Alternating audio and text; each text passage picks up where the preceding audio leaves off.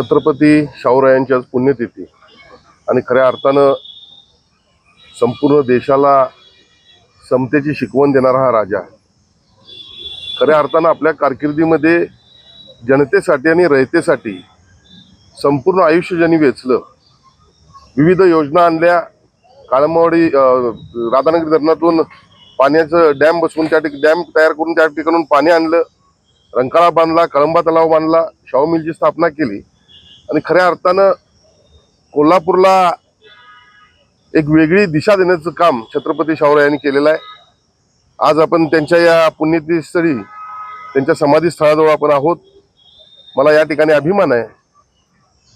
या ठिकाणची हे समाधी स्थळाची जी काही जो विकास झालेला आहे, या विकासासाठी शासनानं 10 कोटी रुपये मंजूर केले होते, पण ते काही नियमानं हे पैसे येत नव्हते।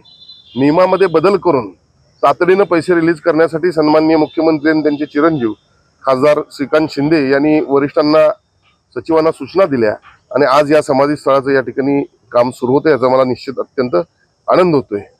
या राजाला मुजरा तर आहेच, पण निश्चितपणे यांचे विचार घेऊन आज आम्ही काम करतोय।